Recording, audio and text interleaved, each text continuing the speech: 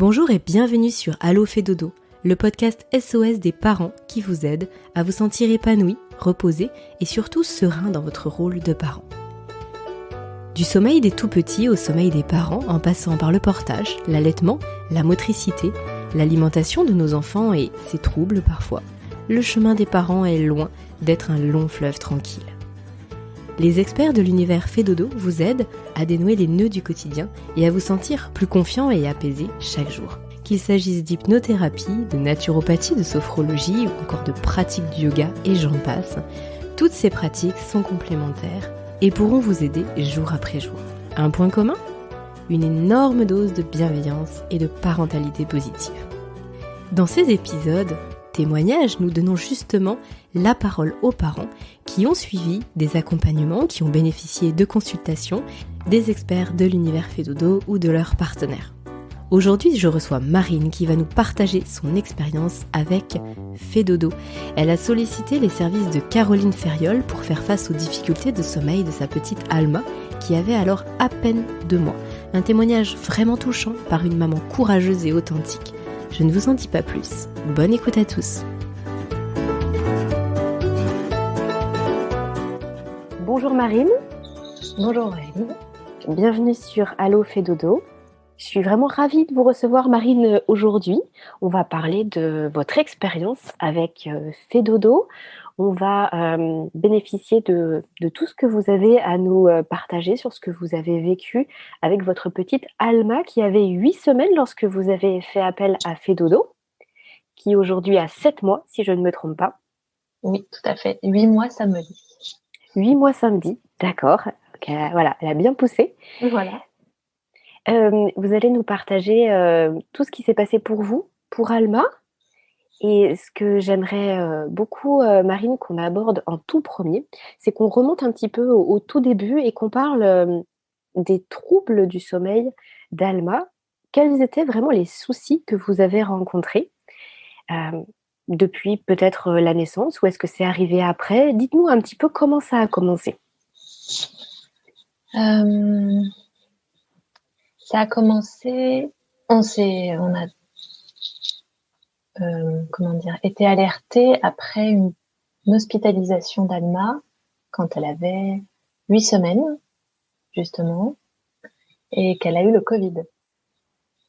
Et comme elle avait été opérée du cœur à la naissance, puisqu'elle était atteinte d'une cardiopathie congénitale, opérée quand elle avait 1 heure, puis 6 jours,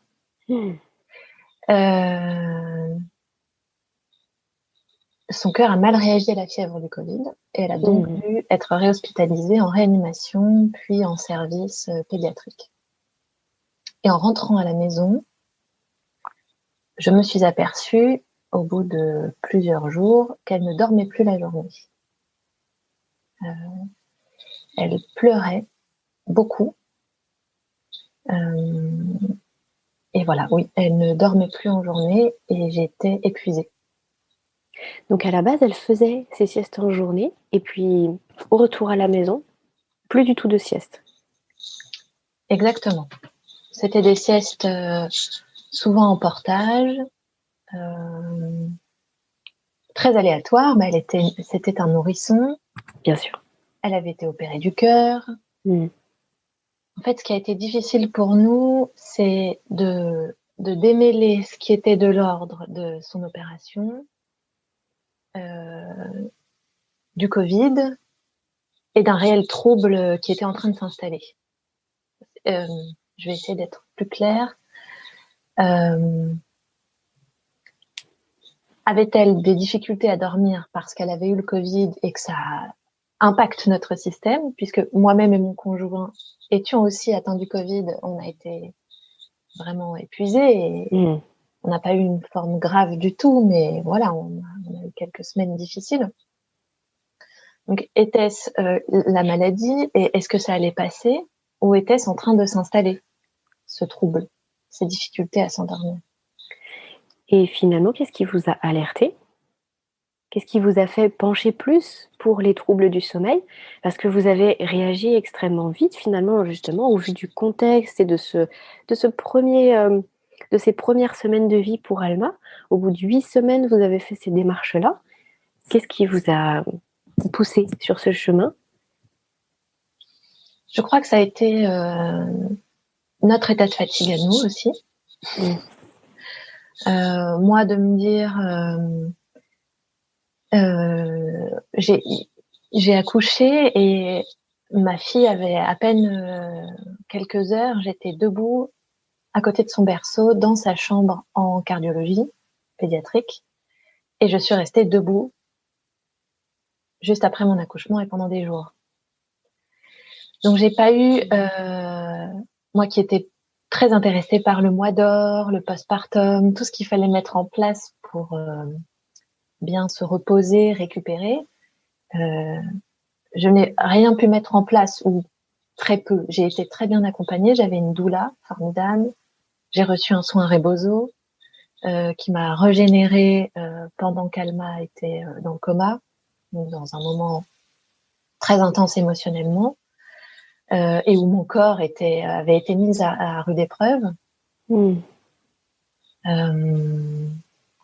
voilà, j'arrivais à un stade où ma fille avait 2 mois, on avait subi 2 longues hospitalisations, enfin longues à notre échelle. Pas dans l'absolu, parce que finalement c'était pas si long, quelques semaines. Oui, avec un nourrisson, c'est toujours trop long de toute façon, bien sûr. Et elle dormait plus, et moi je n'arrivais plus à récupérer, à faire de sieste pendant qu'elle faisait ses siestes. Et les nuits, elle faisait ses nuits? Elle dormait un petit peu la nuit? Oui, elle dormait avec des réveils, mais elle dormait. D'accord. Alors du coup, à 8 semaines, vous êtes épuisée, et qu'est-ce qui se passe? Je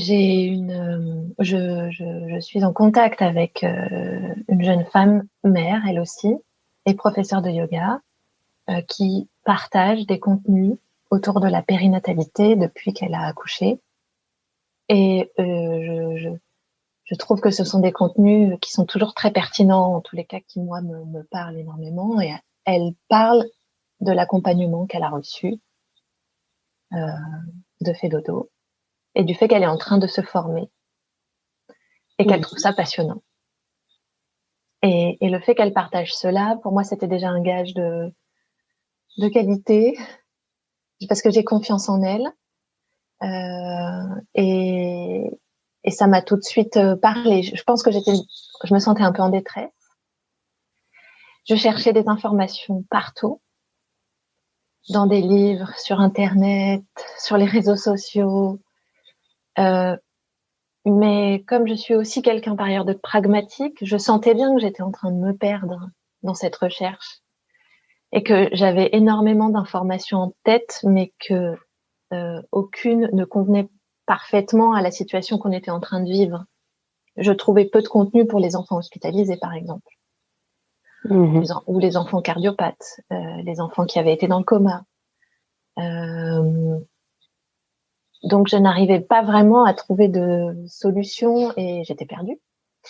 Oui, c'est vraiment intéressant ce que vous dites, parce que c'est vrai qu'avec Internet aujourd'hui, avec les réseaux, on a accès à énormément d'informations. Et finalement, plus on a d'informations et plus on risque de se perdre, et vous l'avez très bien dit. Et est-ce que dans toutes les informations que vous aviez trouvées, vous aviez vu qu'il y avait des accompagnements pour le sommeil pour les tout petits? Ou est-ce que c'est vraiment au travers du prisme de cette amie-là que vous avez découvert que ça existait? Alors, j'avais déjà écouté un podcast sur le sommeil dans la matrescence. Donc oui, je savais que ça existait. Mais encore, et j'avais trouvé ce podcast passionnant, mais c'était tellement d'informations qui ne s'appliquaient pas forcément à ma fille et à notre situation que j'arrivais pas à en garder la sève ou à l'appliquer à notre cas particulier, parce qu'on était dans un cas particulier quand même. Oui, tout à fait, oui. Tous le sont sans doute, d'ailleurs. Mais voilà, là, je sentais qu'on avait besoin de démêler beaucoup de choses. Je vais prendre un exemple plus concret. Elle toussait beaucoup, Alma, ce qui l'a réveillée et perturbé son sommeil. Il m'a fallu quelques semaines pour comprendre que cette toux n'était pas liée au Covid, elle a eu une toux liée au Covid au tout début, mais elle est assez vite passée finalement. Mais Alma avait un reflux. Donc la toux était liée au reflux, d'accord. Voilà. Et donc, ça venait perturber son sommeil. Et ça, c'est vraiment l'accompagnement qu'on a reçu qui nous a permis de comprendre ça et d'accompagner Alma et de mettre des choses en place pour diminuer son reflux, donc diminuer sa toux et qu'elle dorme mieux, que son sommeil soit moins perturbé. Alors, on va détailler un petit peu tout ça, justement, comment ça s'est passé, quelle durée d'accompagnement vous avez bénéficié. Mais juste, est-ce que vous pouvez nous préciser, du coup, comment vous avez pris contact avec Fedodo? Qui est-ce qui vous a accompagné? Comment ça s'est passé, finalement, cette rencontre avec Fedodo?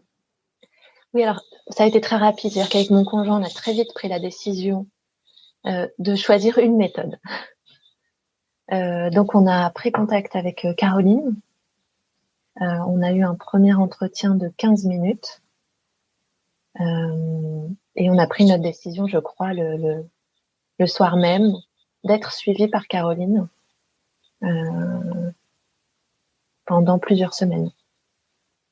Donc là, je précise, le premier rendez-vous, c'est un rendez-vous d'évaluation, c'est donc un rendez-vous gratuit que vous avez eu pour faire finalement le point sur la situation qui était la vôtre à ce moment-là, et puis voir, j'imagine, comment Caroline Ferriol, pouvait vous accompagner, et puis peut-être sur quelle durée aussi, comment allait se dérouler le suivi, c'est ça?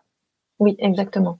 Alors ça a d'ailleurs duré un peu plus que 15 minutes, je pense. Il y avait quand même pas mal de choses à préciser, et Caroline a aussi pris du temps pour nous expliquer la démarche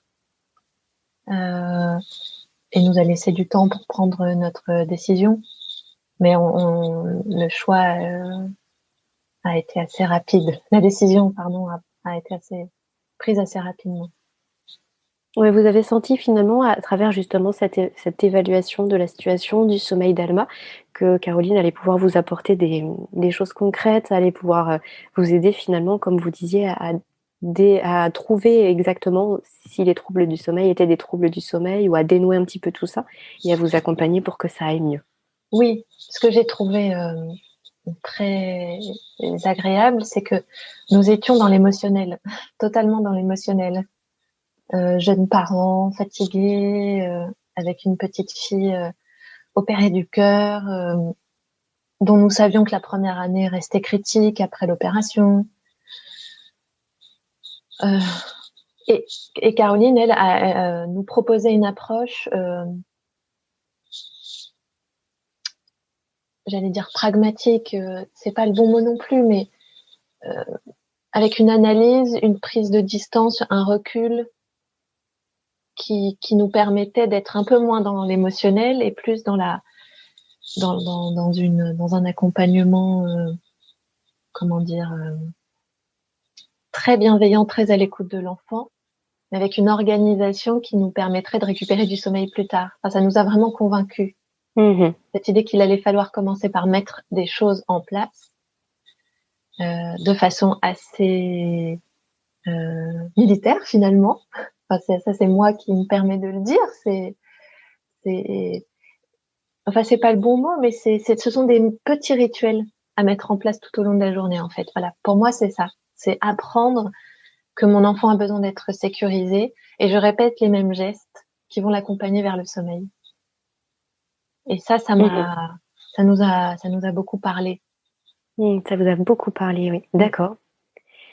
Par rapport à ce déroulé de l'accompagnement, donc vous avez dit sur plusieurs semaines, est-ce que vous pouvez juste nous dire dans les grandes lignes comment ça s'est passé?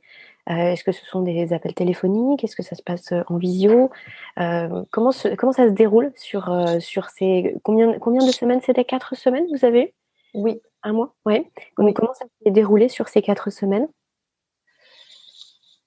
D'abord, il y a un premier échange long en visio pour faire le tour de la situation, avec en préalable de cet échange, des photos de la chambre de l'enfant envoyées à Caroline.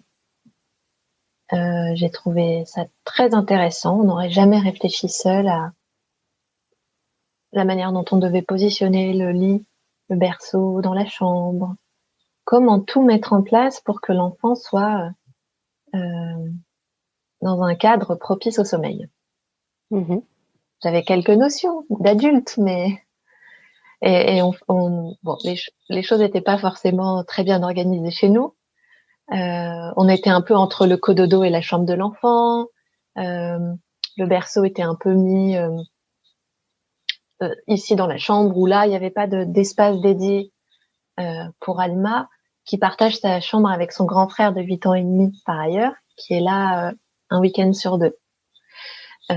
Donc, il a fallu trouver des solutions pour que les deux aient un sommeil de qualité, les deux enfants.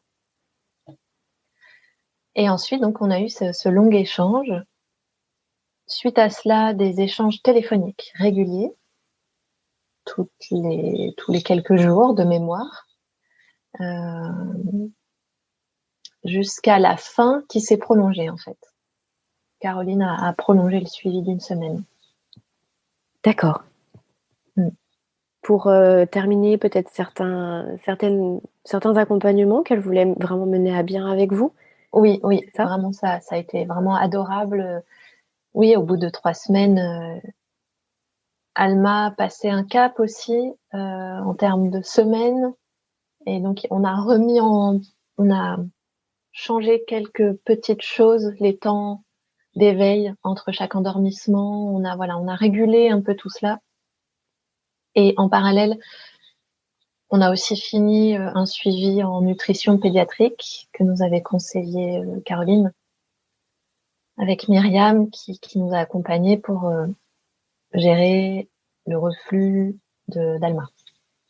D'accord, donc Myriam de la marque Madame Miam, c'est ça? Exactement, oui. D'accord. Donc quelques petits ajustements parce que c'était une période un peu de transition, une période un peu charnière. Oui. Du coup, après ces premières semaines, après les ajustements de la dernière semaine, donc après 4 semaines où vraiment vous avez aussi, j'imagine, appris sur le sommeil d'Alma, pas forcément, vous avez bien sûr appliqué des choses, mais vous avez aussi appris. Et j'imagine qu'au bout des 4 semaines, vous vous sentiez aussi plus autonome, avec une meilleure compréhension de ses besoins de sommeil. Et concrètement, quels étaient les résultats pour Alma par rapport aux troubles que vous avez évoqués tout à l'heure, par rapport aux siestes notamment? Alors, au bout de 2 semaines, Alma a commencé à avoir des temps d'endormissement très courts. Là où elle pouvait mettre 1 heure à s'endormir en hurlant, on l'a posée au bout de quelques semaines, oui 2 semaines je pense, dans son lit, et elle trouvait le sommeil seule, rapidement, et elle en est arrivée à adorer être déposée dans son lit. Et ça, comment vous le voyez? C'est génial. En fait, nous on a un rituel maintenant assez court.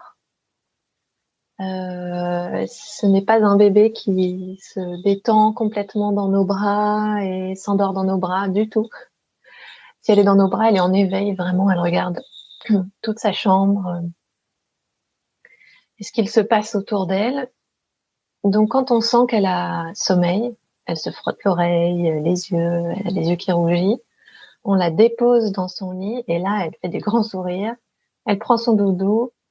Elle a une technique de mettre ses 2 petits doigts dans sa bouche. Elle tourne la tête sur le côté et elle papote pendant 5-10 minutes et elle s'endort. Ou elle s'endort directement si elle est vraiment très fatiguée, le soir notamment. Mmh. Donc là, effectivement, ça veut vraiment dire: «Papa, maman, je sais faire toute seule. ouais, c'est bon. Laissez-moi mon petit moment, c'est mon moment à moi le soir ou avant la Ouais, sieste». ouais. Donc C'est génial. ça, J'imagine que c'était quand ça génial. a dû arriver pour la première fois, vous avez dû vous demander ce qui se passait? Oui, c'était c'est vrai qu'au début, on était même presque inquiets, mais très heureux surtout, de voir combien elle était épanouie.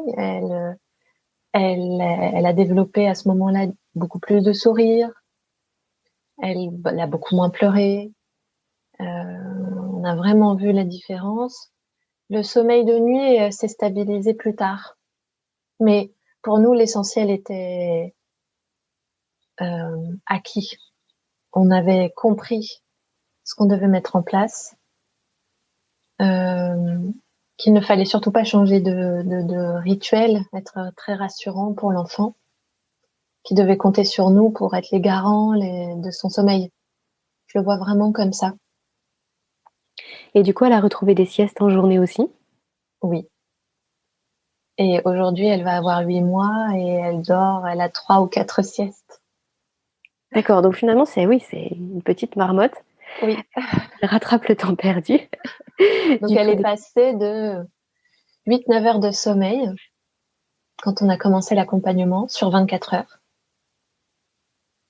Donc, vraiment ce qui est extrêmement peu, effectivement. extrêmement peu. Tout petit nourrisson de quelques semaines. Voilà. Ah oui. Et j'avais beaucoup entendu parler de la dette de sommeil. Et je voulais pas qu'elle s'installe. Je crois que c'est aussi pour ça qu'on a très vite réagi. Je voulais pas que cette dette se creuse. Mmh. Et donc, maintenant, elle dort 15 heures par jour. Donc presque le double, finalement. Oui. Presque, ouais, exactement. Et elle est heureuse quand on vient la chercher dans son lit. Elle pleure très peu. Elle est très, très, très épanouie. Très épanouie. Et du coup, pour vous, en tant que parent, comment vous avez vécu ce suivi? Parce que parfois, émotionnellement, ça peut être dur de mettre des nouvelles choses en place. On sort de sa zone de confort finalement, de ce qu'on avait en tout cas mis en place jusqu'à maintenant. Comment vous vous êtes sentis et comment vous vous êtes sentis après finalement? C'est sûr que au tout début, on était épuisés au tout début de l'accompagnement. Et moi, j'avais des idées. Je voulais faire du cododo longtemps. Au tout début, je voulais aussi allaiter ma fille, ce qui n'a pas été possible. Je n'ai pas réussi en raison de la séparation longue. En tous les cas, trop longue, moi, pour que je puisse continuer à tirer mon lait 14 fois par jour, pour être stimulée, stimuler ma lactation. J'étais sous le choc au tout début aussi, quand elle était dans le coma, surtout. Ça m'a dévastée de voir ma fille dans le coma et de ne pas savoir si elle allait pouvoir se réveiller de ce coma. Bien sûr. Voilà. Donc, j'ai pas pu mettre en place l'allaitement. Ça a été très dur pour moi, mais j'ai été soutenue par mon conjoint et mes proches, vraiment à fond. Et ensuite, il y avait le cododo. Je me suis dit, bon, bah, écoute, tu peux pas allaiter, mais il y a plein d'autres choses pour accompagner ton enfant et être en lien avec ton enfant. Et le cododo, on l'a abandonné, on a dû le mettre de côté et donc créer un espace propice au sommeil dans la chambre d'Alma, dans le cadre de cet accompagnement. Ça a été difficile pour moi au début de l'accepter. Mais au bout de quelques jours, j'en ai fait mon deuil voilà, pour moi l'idée était de bien suivre les conseils de Caroline. Et on a très vite vu les progrès en fait, au bout de quelques jours quand même, quand on a eu une première sieste d'1 heure, même si le temps d'endormissement avait été difficile, qu'elle dorme 1 heure de suite, ça n'arrivait pas avant du tout. Donc oui, émotionnellement, ça a été difficile. De la laisser, de l'entendre beaucoup pleurer au début, tout en étant à côté d'elle, en l'accompagnant, en respirant avec elle, en, en la caressant, vraiment sans jamais être loin d'elle, mais de tout de même la laisser dans son lit. Ça, j'en étais incapable. S'il n'y avait pas eu Caroline pour me soutenir, pour nous soutenir, je n'aurais pas réussi à tenir. Et très vite, les temps les difficultés à s'endormir se sont atténués en 15 jours, on va dire. Mais il y a eu 15 jours difficiles. Ouais, 15 jours déroutants par rapport à ce que vous saviez ou ce que vous croyiez savoir du sommeil d'Alma peut-être, ou en tout cas ce que vous pensiez voilà, être bien pour la mise en place de son sommeil. Et puis finalement, au bout de 15 jours, là, ça s'éclaircit. Et vous vous dites, ah, ça y est, ça porte Oui, ses fruits, c'est ça? oui, en fait, avant l'accompagnement, j'avais vraiment en tête l'idée qu'il fallait que je me repose quand elle se reposait, mais elle ne se reposait plus. Donc j'étais fatiguée et la laisser pleurer était au-dessus de mes forces. Donc je la portais, je la câlinais, mais elle pleurait toujours, elle allait pas bien. Ce qui était compliqué, c'est allait-elle mal en raison des douleurs dans le thorax? Allait-elle mal à cause du Covid? Allait-elle mal à cause de son sommeil? Qu'est-ce qui se passait de son reflux? Parce que je commençais quand même à me dire qu'elle avait un reflux. Je voyais bien qu'il y avait des problèmes de ce côté-là. Et voilà, j'étais pas capable de mettre en place un rituel. Je pensais le faire en lui chantant des petites comptines, mais en fait, c'était trop aléatoire. Bon, en même temps, Oui, puis c'était quand on est dedans, puis comme vous disiez, il y a vraiment la charge émotionnelle aussi, hein. Puis quand on est jeune parent, on voit pas forcément les choses de façon très objective. Et du coup, l'intérêt d'avoir une tierce personne qui vient avec un regard neutre finalement sur la situation, qui vient donner des pistes. Et c'est plus facile après de... Voilà, après, il faut avoir confiance, hein. Il faut que le feeling passe aussi. Il faut se sentir en confiance et aligné avec ce qui se fait. Mais tout c'est à vrai fait. que le fait d'avoir cette main finalement tendue tous les jours, ça permet d'aller plus loin que ce qu'on aurait pu imaginer être capable de faire finalement. Tous les jours, et puis matin, journée, soirée, si je craquais, je savais que Caroline allait être là et être à mon écoute et à l'écoute de mon enfant. Ce qui nous a quand même complètement convaincus, c'est que le sommeil était notre priorité, le sommeil de notre enfant. Et ça, on en était convaincus avant même de l'appeler. Enfin, moi, j'en étais convaincue à titre personnel parce que j'ai eu des problèmes de santé très jeune, dès mes 19 ans, qui impactaient mon sommeil avec des douleurs chroniques qui me réveillent depuis que j'ai 19 ans. Donc, j'étais déjà convaincue à titre personnel que le sommeil, la bonne qualité de sommeil, était primordial pour être en bonne santé et avoir une bonne énergie tout au long de la journée. Euh, je savais que ça pouvait être un point très critique pour les enfants et pour les jeunes parents. Donc, on avait quand même déjà bien cette conscience-là. Et à titre personnel, je mettais en place des choses pour avoir mon propre rituel, à travers des exercices de méditation, respiration, étirement, yoga. J'avais toute une boîte à outils. Et donc là, l'idée qu'on allait me proposer une boîte à outils pour accompagner mon enfant, pour qu'elle puisse dormir, en sachant que pendant le sommeil, elle allait pouvoir se développer, Mhm. j'étais convaincue que voilà, qu'on avait besoin de cet accompagnement. Mhm. Donc là, le suivi s'est terminé il y a combien de temps, Marine? Fin décembre. Fin décembre. Donc là, oui, on est 6 mois après, au moment où on enregistre ce partage d'expérience. Qu'est-ce qu'il en est pour Alma et pour vous?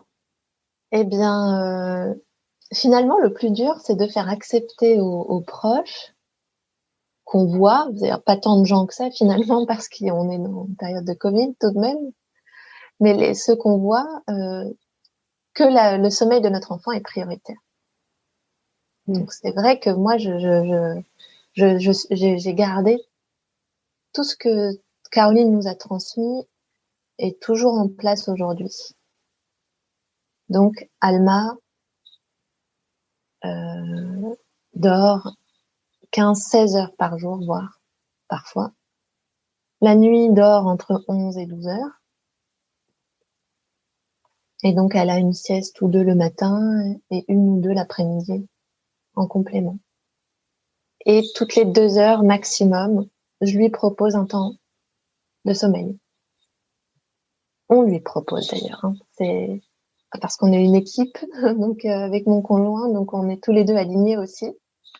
Ça, c'est vrai que c'est important. Oui, Vous avez raison de le préciser, parce que voilà, il faut pouvoir se soutenir et puis il faut pouvoir voilà, de toujours donner l'impulsion, et si on n'est pas suivi dans le couple, ça peut être très compliqué. Et puis, les enfants peuvent le ressentir aussi, que les parents ne sont pas alignés, donc vous avez raison de le préciser. Oui, Un là, travail d'équipe. voilà, on l'est vraiment. Il y a eu un moment donné où j'ai senti qu'il souhaitait peut-être un peu relâcher notre vigilance, à lui proposer des temps de sommeil toutes les 2 heures. Et puis, il a vu que c'était très important pour moi et ça me rassurait énormément. Je préfère 1000 fois une Alma détendue et heureuse à une Alma. Si elle rate une sieste, elle est ronchon. Ouais, vous voyez tout de suite la Ah, mais différence. c'est impressionnant. Elle est gardée en ce moment par une formidable nounou. Ils sont 3 enfants. Et la sieste, donc elle a une grosse sieste l'après-midi de 2 heures. Elle se réveille vers 15h30, 16h. Et avec nous, elle redort entre 16h et 19h. Même 30 minutes. C'est difficile à mettre en place dans le cadre de la garde. Donc, il arrive parfois qu'elle ne dorme pas de 15h30 à 19h, heure à laquelle on la couche. Et ben, la dernière heure avant de coucher est très difficile. Et ça n'arrive pas quand on est avec elle le week-end. Et qu'est-ce que vous appelez difficile? Ce sont des pleurs, plutôt? Ah oui, impatience, pleurs, elle est grognon, elle qui adore manger, elle est impatiente devant. On lui propose des repas le soir. Elle est impatiente. Elle attend qu'une chose finalement, c'est le biberon et son lit. Vraiment, et on la pose dans son lit, elle s'endort en 30 secondes. Donc voilà, on l'accepte, c'est lié à la garde et malheureusement je ne peux pas, je travaille, enfin, c'est une chance, mais je ne peux pas être avec elle tous les jours et donc il y a aussi ce rythme de la garde qui est vraiment sur mesure. On a énormément de chance, mais il y a cette petite sieste de l'après-midi, la dernière de l'après-midi qui n'arrive pas à être mise en place parce qu'elle est en balade souvent et que Alma est trop curieuse, donc en poussette, elle regarde tout et elle ne s'endort pas. Voilà. Marine, vous avez parlé tout à l'heure de l'importance des rituels. Est-ce que c'est la clé, la chose principale que vous avez retenue de l'accompagnement avec Caroline pour le sommeil d'Alma? Est-ce qu'il y a vraiment un point où vous vous dites vraiment ça, je me rappellerai toujours, c'est quelque chose de très important et pour nous, ça a fait la différence? Alors, les rituels, j'en avais déjà entendu parler, mais oui, là où Caroline nous a aidés, c'est à les déterminer précisément pour Alma. Comment dire? Euh, il y a certains bébés pour lesquels le bain peut être un rituel. Mais Alma, elle a une peau très réactive, un eczéma. C'était pas toujours confortable pour elle. Suite à ses hospitalisations, elle avait été brûlée sur les épaules, donc elle aime pas trop qu'on lui touche les épaules. Et moi, je lui donnais un bain parce que pour moi, ça faisait partie du rituel, de la détente. C'est sans doute aussi comme ça. J'aime prendre des bains, donc je me disais, voilà, ça va être super pour l'enfant, la chaleur, etc. Mais en fait, c'était un moment de stress pour moi. Elle était tellement fragile, petite. Mon conjoint travaillait, j'étais seule, j'étais penchée sur la baignoire, ça me faisait mal au dos. En fait, c'était pas vraiment un moment de plaisir. Je l'ai enlevé du rituel. Je lui donne 2 bains par semaine maintenant et je fais une petite toilette tous les soirs avec un rituel de massage.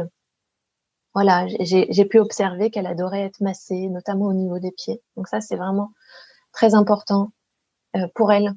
Donc c'est de développer mon écoute, l'écoute de mon enfant et de mettre en place des choses qui lui conviennent à elle et pas parce que j'ai lu quelque part que ça pouvait faire partie du rituel. Voilà, donc ça, oui, effectivement, on l'a retenu et on a vraiment trouvé quelque chose de très fin et on répète les mêmes gestes tous les soirs. Marine, je trouve ça vraiment super ce que vous nous avez partagé là aujourd'hui. Est-ce qu'il y a un message que vous souhaiteriez faire passer aux parents pour terminer cet échange, aux parents qui nous écoutent? Euh, j'aurais du mal à faire passer un message, si ce n'est qu'effectivement, pour moi, la clé d'un enfant épanoui, ça me semble quand même être le sommeil. Donc, mettre toute son énergie autour du sommeil, accompagner son enfant pour qu'il dorme mieux, faire appel à des personnes qui peuvent nous guider, nous aider, me paraît être le meilleur investissement qu'on ait fait ces derniers mois.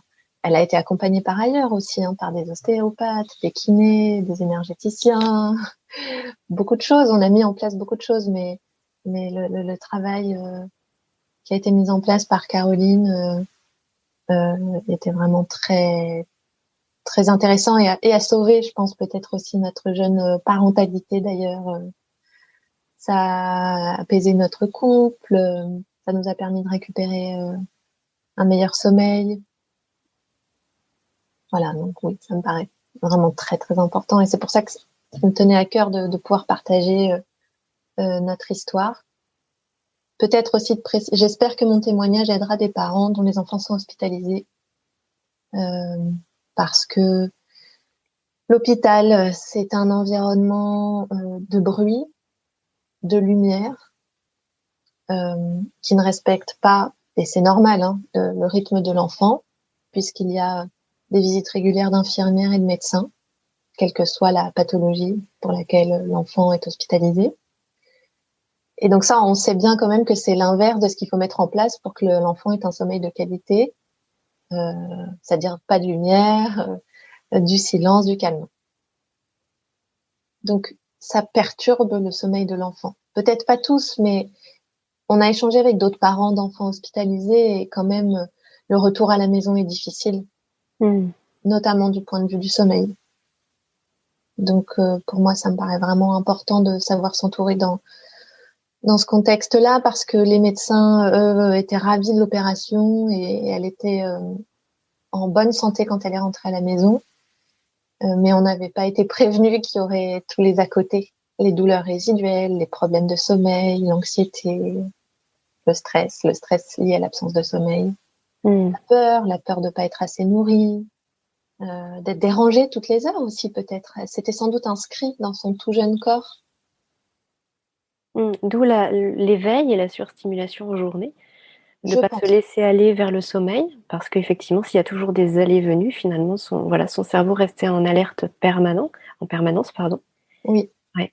Je pense. J'avais pas de certitude parce que nos enfants n'ont pas la capacité de parole, donc c'est très difficile, on ne peut que présupposer. Je ne pouvais que me dire, c'est quand même, c'est pas neutre ce qui lui est arrivé. Bien sûr. Donc ça a forcément eu un impact, puisque d'ailleurs, entre les deux hospitalisations, elle dormait quand même. Et après la deuxième hospitalisation, plus du tout. Voilà. Ok. C'est vrai que Marine, votre parcours avec Alma, enfin vous et votre conjoint avec Alma, vous avez eu un parcours vraiment très, très chargé émotionnellement depuis la naissance, puisque voilà, opération après 1 heure de vie, c'est quand même très lourd. Et voilà, on ne peut que vous féliciter en tout cas d'avoir su vous entourer et puis d'avoir pris les décisions au bon moment, justement ne pas attendre qu'il soit trop tard.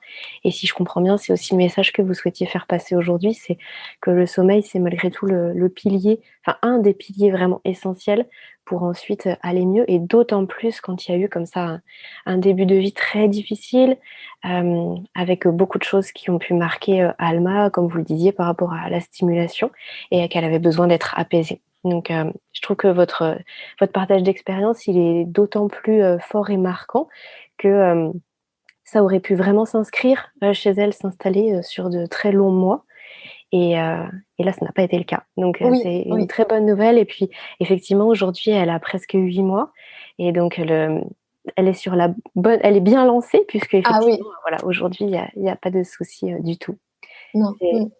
C'est super, Marine, d'avoir pris ce temps. Vraiment, je vous en remercie sincèrement d'avoir accepté de partager votre expérience. C'est pas toujours évident de parler, de se remettre aussi dans ces souvenirs-là. Donc, merci d'avoir à la fois pris ce temps et d'avoir accepté de le faire. C'est vraiment super. Merci pour votre écoute en tous les cas. C'était très intéressant.